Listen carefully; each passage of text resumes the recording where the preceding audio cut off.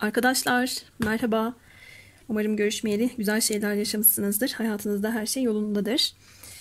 Bugün YouTube'da sizlerle neden ilişkilerimle dikiş tutturamıyorum, neden her şey ters gidiyor, lanet olsun diye böyle kendi hayatınızda sitem ediyorsanız, sıkıntılar yaşıyorsanız, başladığınız şeyler güzel gitmeyip hayal kırıklığıyla sonuçlanıyorsa buna bir değinmek istiyorum. Neler yapmanız lazım, engeller kalkacak mı? Buna benzer soruları sorarak ilerletmeyi planladığım bir açılım olsun istiyorum. 2 deste oluşturdum sizlere. Yeşil ve sarı diye kodlayabilirsiniz ya da mavi sarkaç, sarı sarkaç diye kodlayıp seçiminizi yapabilirsiniz. Yakınlaştırayım. Sorun sizde de olmayabilir bu arada. Tabii açılımda neyle karşılaşacağız bilmiyorum. Yaptıysanız yeşilden başlayalım, gelin. Evet, mavi sarkacı seçen arkadaşlarım. Soruyorum kartlara. Neden ilişkilerinizde bir türlü dikiş tutturamıyorsunuz?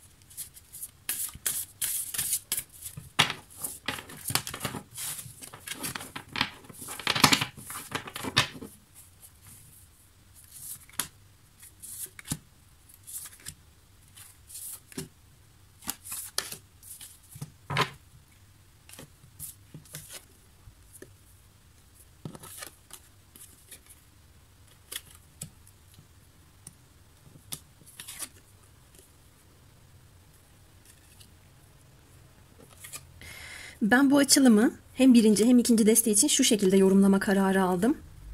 Bazen iki yönlülükler olabilir arkadaşlar. Mesela ben şu anda yoruma şu şekilde başlayacağım. Samimi bir emek verme olarak. Ama bu emeği veren taraf siz de olabilirsiniz, karşı taraf da olabilir. Yani dolayısıyla siz emek vermişsiniz de karşı taraf emek vermemiş tarzında hep karşı tarafa olumsuzluğu yükleyen bir biçimde ilişkinizin dikiş tutmama nedeni olarak yansıtmayacağım. Bu şekilde anlatmayacağım. Politik bir üslupla daha genel konuşabilirim. Daha doğru olacak çünkü.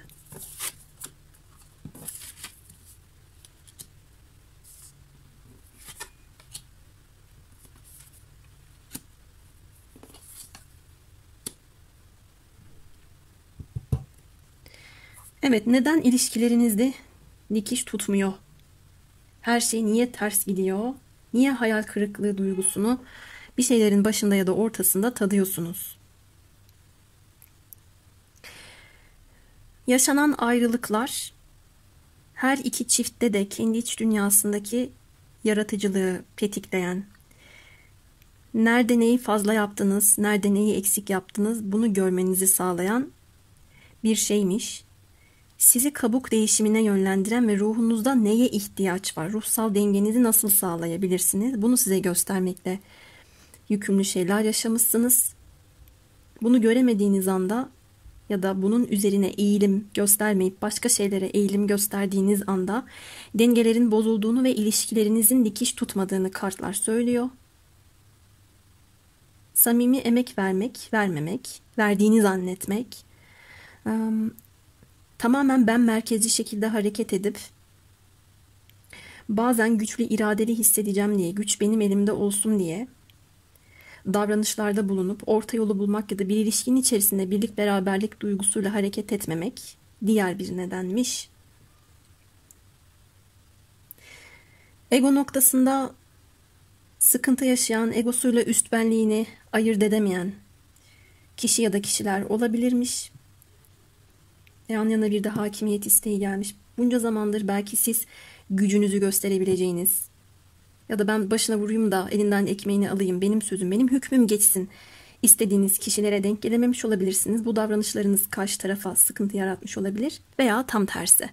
Karşı taraf hep hakimiyet bende olsun, ipler benim elimde olsun diyerek istikrarı bozmuş ya da ilişkide önem vermesi gereken yere değil, kendine, kendi beklentilerine önem vermiş olabilir. Bu yüzden ilişkilerinizde bir dikiş tutmama durumu yaşanmışa benziyor. Verilen emeklerin ardından kendinizi kurban ya da feda edilmiş gibi hissetmeniz, sevgiye açığım zannedip açık olmamanız, güvensiz olmanız, affedememeniz, geçmişe ya da karşı tarafın affedememesi gibi durumlar, beklentilerin karşılanmayacağını düşünüp harekete geçmemeniz ve sadece bekleme noktasında kalmanız da ilişkilerinizde dikiş tutmama nedeni olarak gözüküyor. Şöyle bir durum gördüm. Dediğim gibi genel yorumlayacağım.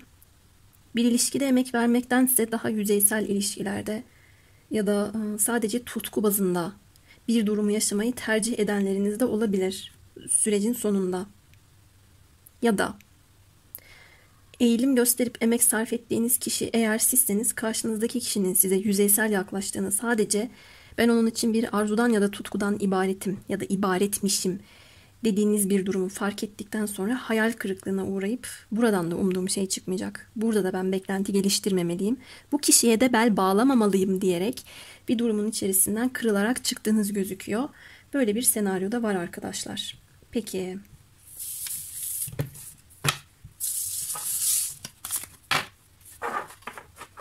sizin ne yapmanız lazım?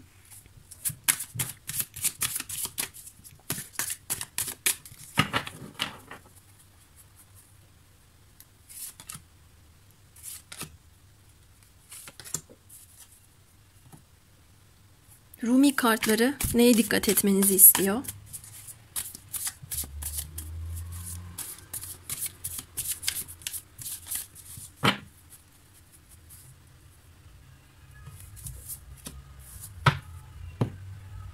Ve melek kartlarının size tavsiyesi ne olabilir bakalım.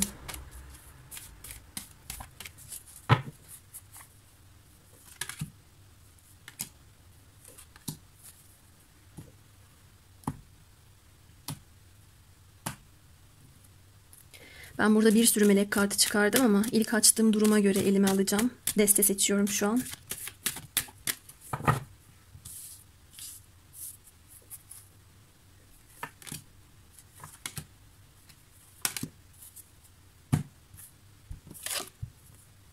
Kılıçların dörtlüsüyle başladık. Hiç acele etmenize gerek yok. Kendinizi şarj etmeniz için izin verin. Bekleyin. Nerede hata vardı, nerede ne fazlaydı bunları değerlendirin.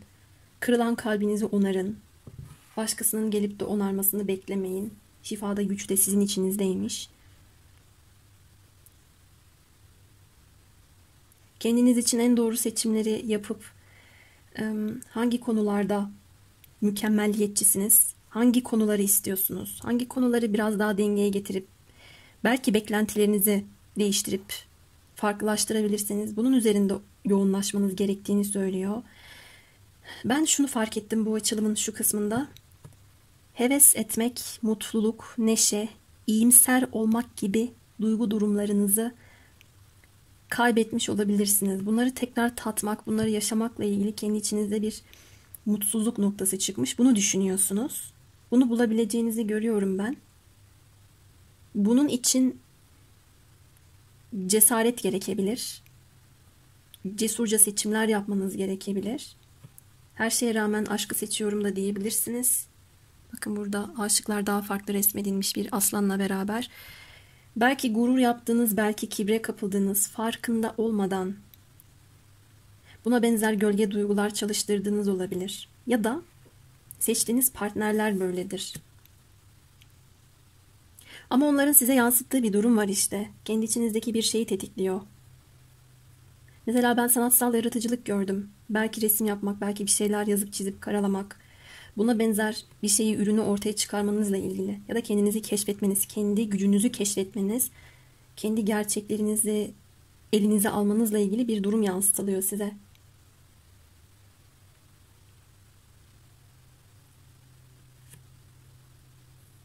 Ne kadar güçlü, ne kadar kuvvetli ve iradeli olduğunuzla ilgili bir durum da var.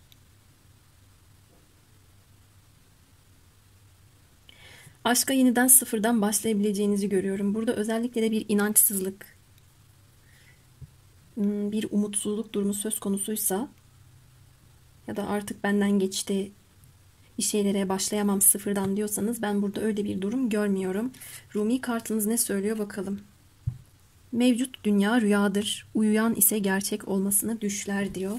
Bakın burada da aslana sarılmış, aslanla beraber uyuyan bir kadın resmedilmiş.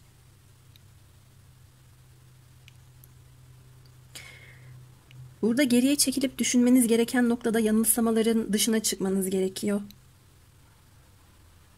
Şimdi hayal kurmak güzeldir arkadaşlar ama bence, ya bu benim düşüncem, olmayacak duaya da amin dememek ya da olmayacak şeyleri düşlememek de gerek. Yani biraz olabilitesi olan hayaller kurmak, kendi hayatımızla örtüşebilecek hayalleri kurmak ve onların peşinden gitmek, hayal kırıklığı yaşamamak açısından daha güzel bir durum. Mevcut dünya, mevcut durum rüyadır. Uyuyan ise gerçek olmasını düşler derken belki de bir algı yanılsamasından sizi çıkarmaya çalışıyor kart. Ben bu kişiyi öyle gördüm, kafamda öyle tasvirlemiştim ama bambaşka bir karakter çıktı. İğrenç bir herif çıktı, iğrenç bir kadınla karşı karşıya kaldım gibi. Böyle bir şey yaşayıp ilişkinin ortasında ya da ortası bile diyemeyeceğim bir noktada, daha baş bir kısımda bir anda hayal kırıklığına uğruyorsanız eğer, bir kısmınız açısından da gözünüzde çok büyüttüğünüz, pembe gözlüklerle baktığınız, gerçek olmasını düşlediğiniz bir rüya içerisinde kendinize çok fazla tuttuğunuzun da bir göstergesi olabilir bu. Bu yüzden bunu yapmamanız lazım. Daha seçici, evet hayalleri de daha seçici, daha gerçekçi bir şekilde tutmanız gerekiyor. Gerçek olanları seçmeniz lazım. Bunu yapmak bir kısmınız açısından zor olabilir tabii.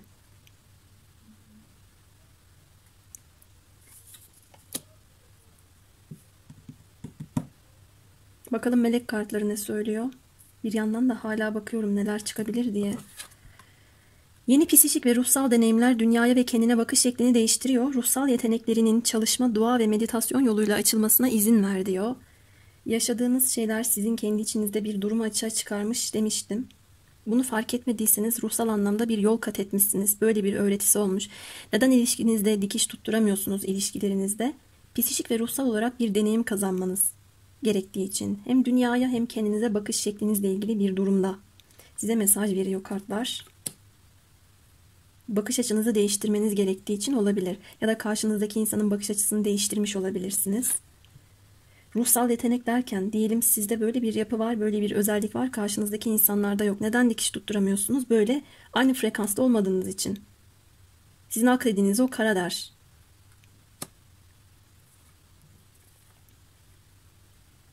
Siz farklı bir boyuttan konuşursunuz, o bambaşka bir şey anlar, hatta anlamaz.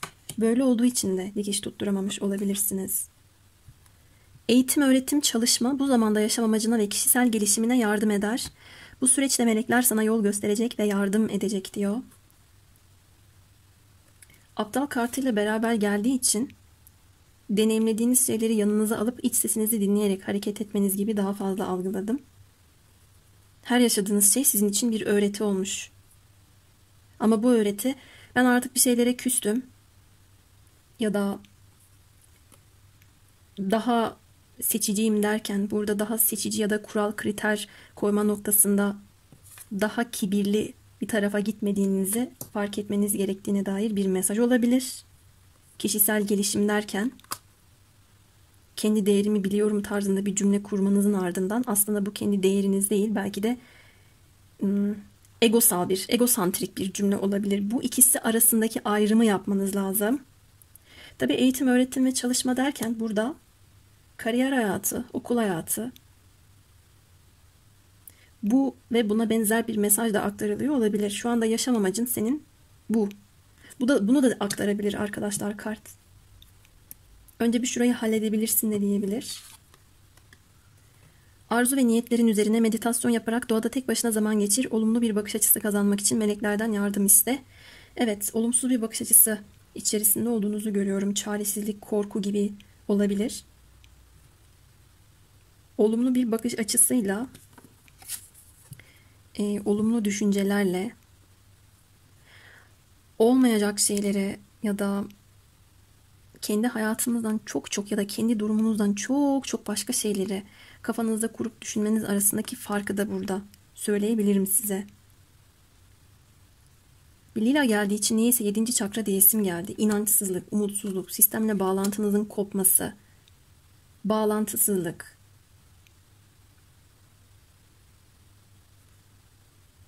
Bazı duyularda körelme. Bunu kendi kendinize de yapmış ya da yapıyor olabilirsiniz. Burada gücünüzü doğru kullanın.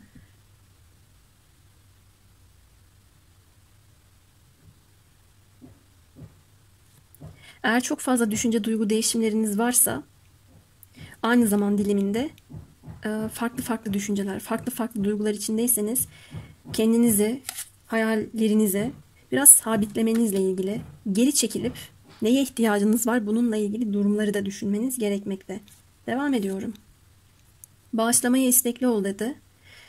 Evet, burada bir hata yapıldığını düşünüyorsunuz. Siz az önce de kalp çakrası gelmişti. Bakın kalp bölgesinde zaten elbisesi de yeşil. Bir şifa temamız var. Tıp sembolizmamız var. Zihniniz, bedeniniz bir şeyleri affetmiyor. Geçmiş acılar dolu, acılarla dolu içiniz. Bunu bağışlamaya ya da bunu temizlemeye isteksiz olduğunuz için de bazı şeylerin dikiş tutmayacağına dair inanç kalıbınız oturmuş olabilir. Ben zaten biliyorum, ben aşkla şanslı değilim ki deyip buna inanmış olabilirsiniz. Güç hayvanı. Sana rehberlik eden hayvan seni ve ruhunu koruyor. Bu durum için sana yardımcı oluyor diyor. Arkadaşlar, kendi içinizdeki gücü keşfetmeniz için yaşadığınız bir durum görüyorum. Bu kart aşıklar kartı ama aynı Aslan Burcu sembolizması olduğu için Aslan Burcu kartı gibi.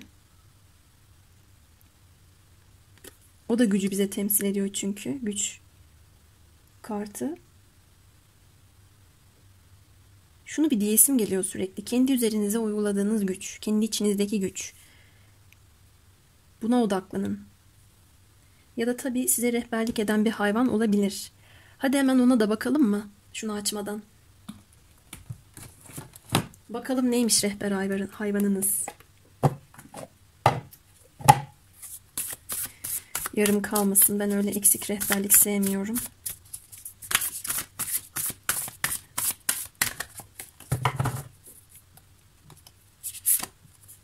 Örümcek ruhu. Düşlerinizi gerçekleştirin. Hep böyle düşlerle ilgili bir şeyler söyledik. Arkadaşlar, şu da olabilir. Bakın, onu da söyleyeyim. Ben size dedim ya, olmayacak şeyleri düşünüp durmayın. Yani kendi hayatınızla biraz uyuşan durumlar olsun. Burada şunu demek istemiyorum. Yani hayal kurmayın. Salt gerçeklik noktasında olun. Hayal kırıklığına uğrayabileceğiniz şeyleri gözünüzde çok fazla canlandırmayın. Ya da diyelim bir insanın kumaşı bellidir arkadaşlar. Diyelim bir insan şu olsun. Mavi sarkaç değil mi? Bu mavi, yani mavi sarkaç. Ama siz tutup bunu kırmızı sarkaç gibi düşünüp o şekilde ondan yaklaşımlar bekleyip size o şekilde duygu beslemesini isteyerek hareket ederseniz hayal kırıklığına uğrayabilirsiniz. Demek istediğim şey benim bu. Bu arada düşlerinizi gerçekleştirin derken bir inançsızlık temasından da bahsetmiştim. Düşlemiyor olabilirsiniz. Bunun adına umutsuz olduğunuz için harekete geçmiyor olabilirsiniz. Hayal kırıklığına uğrayacağım nasılsa diye. Buradan da çıkmanız gerekebilir. Evet, bir de okuyalım bakalım örümcek ruhu.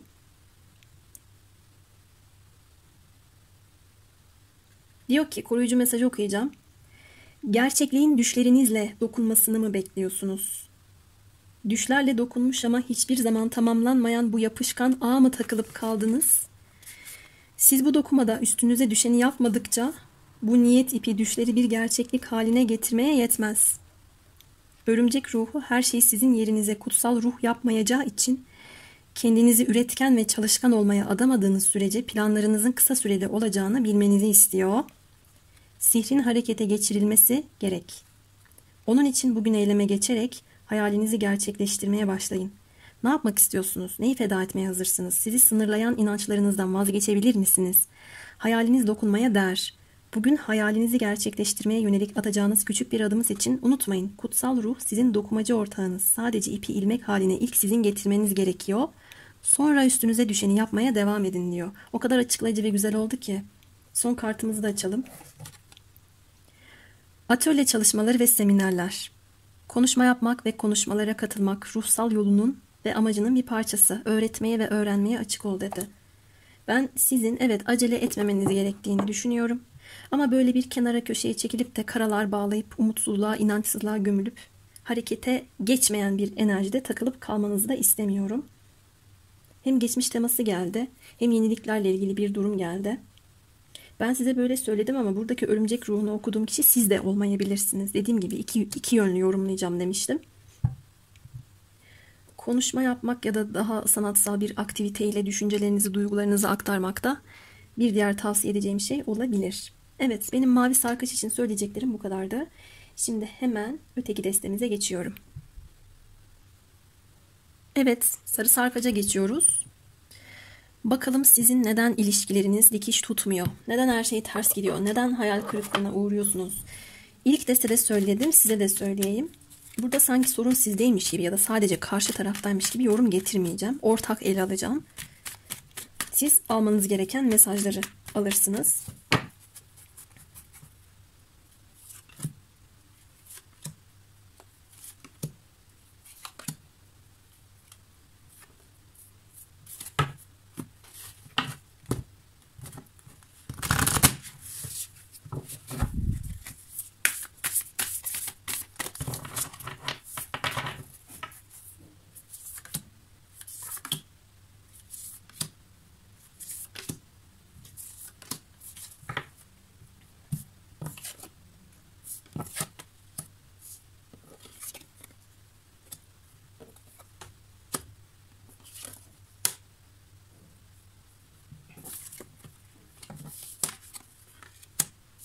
Burada senaryo biraz daha karışık geldi mesela.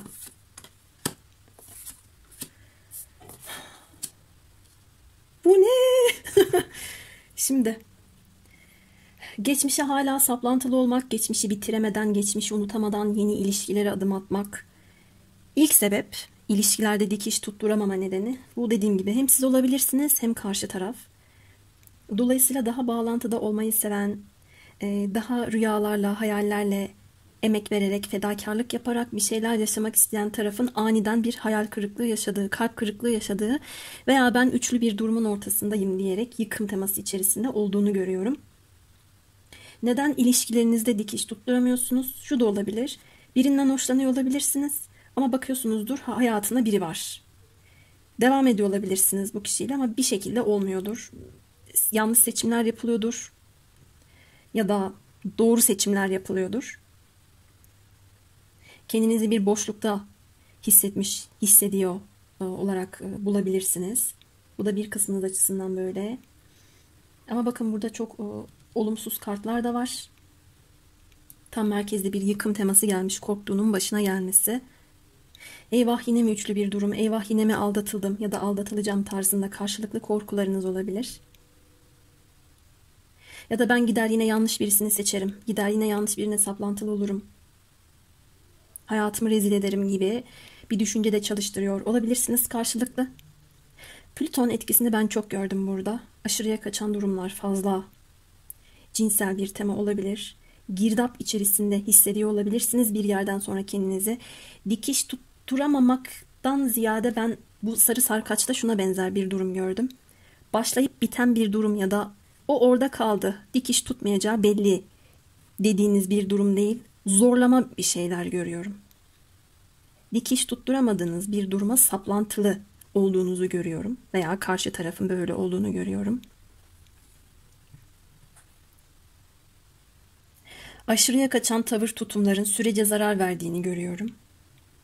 Ağırlıklı olan tema yarım kalma ya da başlayıp çok kısa bir süre içerisinde bitmesi bu bahsettiğim sebeplerle de olabilir ama daha fazla yasak bir şeyler yaşanmaya çalışılması, başka biriyle bir bağlantı varken öte taraftan günlük yaşam içerisinde farklı ilişkiler içerisinde olunması,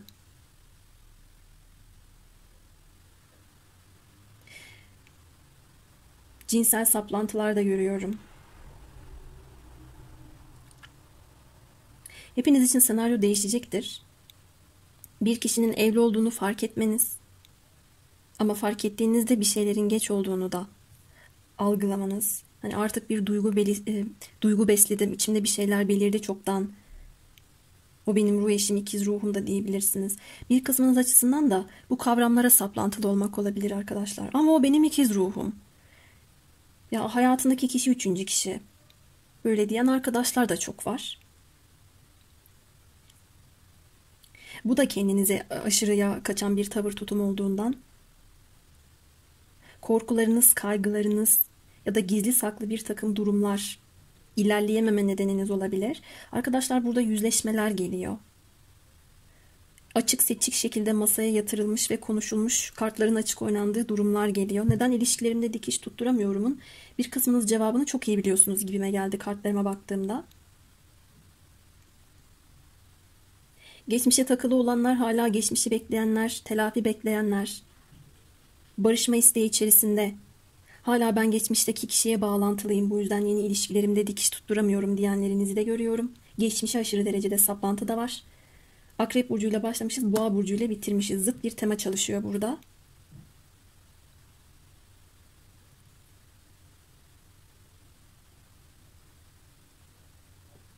Veya neden ilişkilerimde dikiş tutturamıyorum cevabı olarak karşınızdaki kişiler sizden taban tabana zıt insanlar da olabilir. Atıyorum, siz daha gelenekselci bir yapıya sahip olabilirsiniz. Aziz kartımız burada. Kendinize ait doğrularınız olabilir. İlişkileri geleneksel bir biçimde toplumun kurallarına, etik değer yargılara göre yaşamak isterseniz günlük hayatınıza da bunu uyarlarsınız. Ama karşınıza çıkan insan böyle yapmaz. Ya da tam tersi. Bakın dedim ya, iki türlü yorumlayacağım diye. Ya da tam tersi. Böyle bir durumda söz konusu. Ama ben daha çok burada şunu da gördüm. Yani bile bile lades denen durumları da görüyorum. Şimdi sizin neler yapmanız lazım? Rumi kartı ne söylüyor? Melek kartlarının tavsiyesi neler? Bunlara bakalım istiyorum.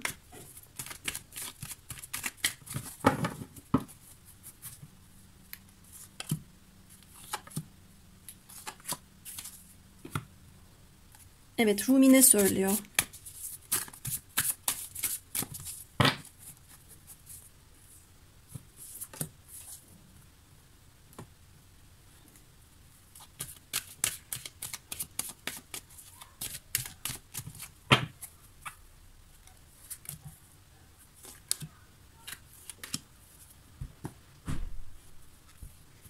Şu Mikail destesini alasım geldi.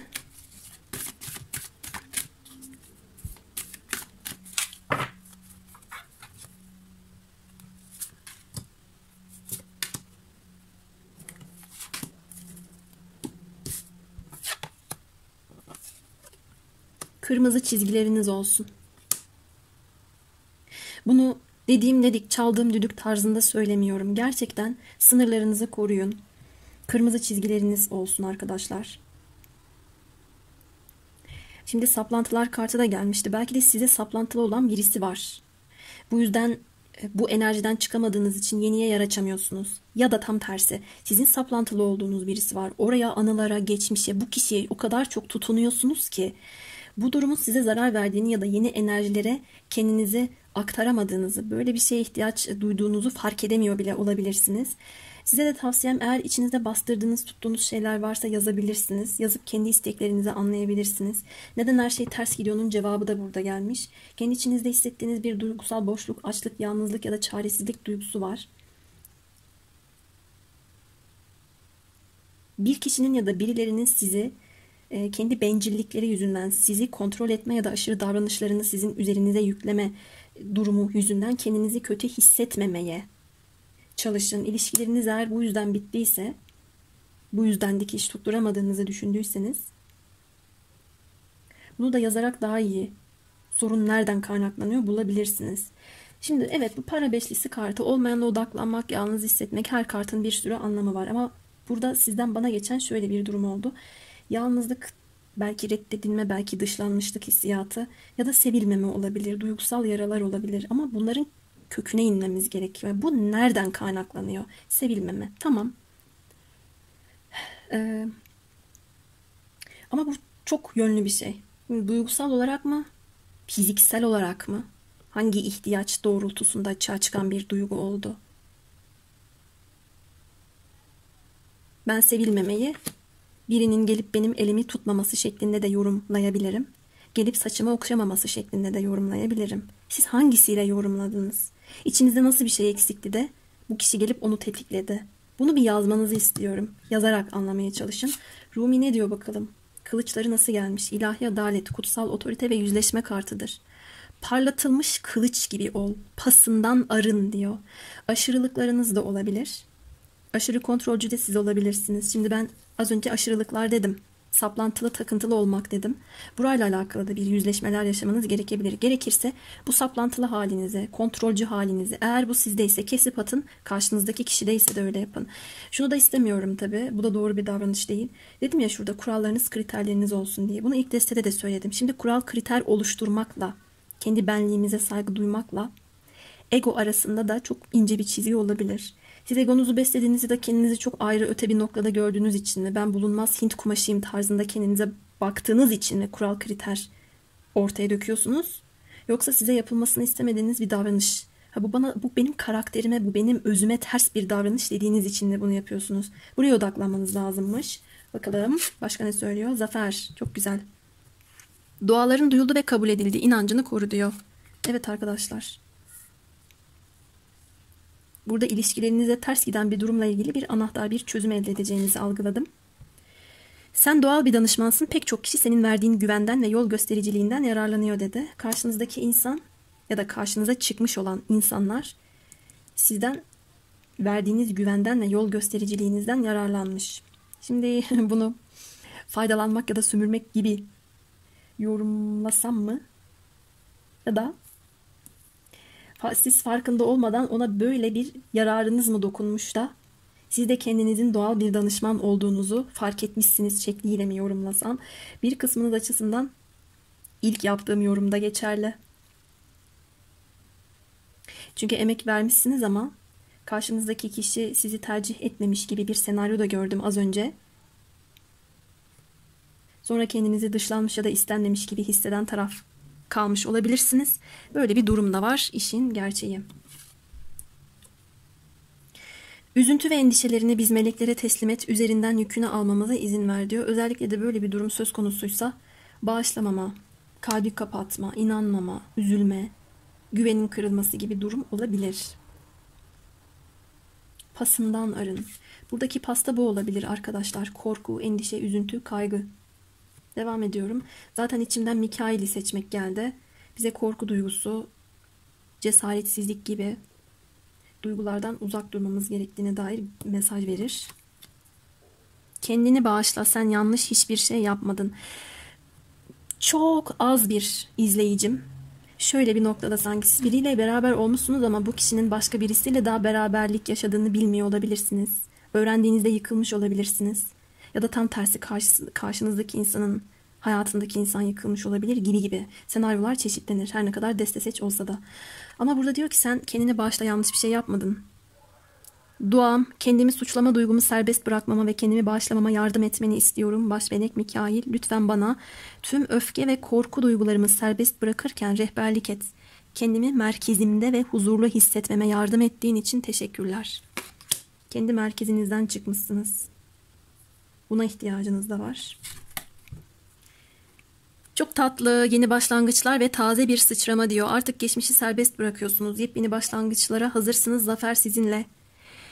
Yeni fırsatlar getirdiğin, destek sunduğun ve geçmişi serbest bırakarak şifalandırmama yardım ettiğin için teşekkür ederim Mikail. Yaşamımda değişimler deneyimlediğimde içimi güvenle doldur. Bunu olumlama olarak da söyleyebilirsiniz. Hatta söyleyin. Hatta yazın. Olumlu düşünceler, olumlu sonuçlar yaratır. İlahi sevgi ve bilgelik. Sizi davet ediyorum. Zihnim ve duygularımın sonsuza dek aralıksız sizinle bağlantılı olduğunu biliyorum.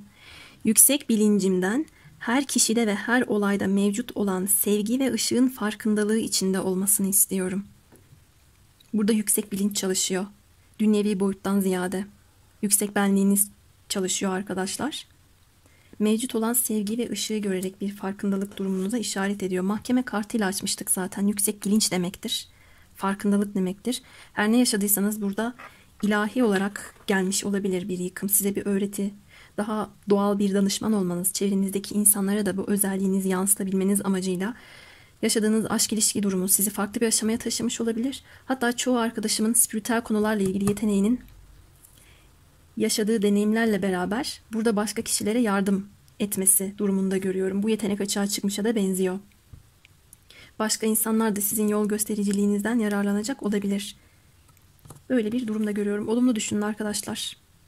Bakın gökkuşağı var burada, rengarenk bir tema. Burada güzel şeyler yaşayacağınızı düşünüyorum. Hadi bir melek kartı daha açalım. Son melek kartı olsun, içimden geldi.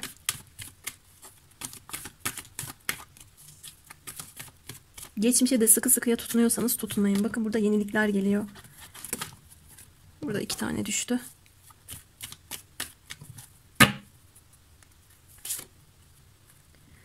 İnançlı ve umutlu ol. Çünkü ufukta henüz göremediğin olumlu ve yeni bir şey var diyor. Bakın gene yenilik diyor. İnançlı ve umutlu olun. Çok güzel geldi. Bayağı bir hayatın bu ilişki içerisinde sillesini yemiş olabilirsiniz. Neden dikiş tutmuyor noktasında da çok takıntılı zaman dilimlerinden geçtiyseniz eğer, umutlu ve inançlı olmaya kartlar sizi davet ediyor arkadaşlarım. Evet, sarı sarkaç için de bu şekildeydi söyleyeceklerim. Umarım memnun kalmışsınızdır. Olabildiğince yorumları çeşitlendirmeye çalıştım. Bir sonraki açılımda görüşmek dileğiyle. Kendinize iyi bakın.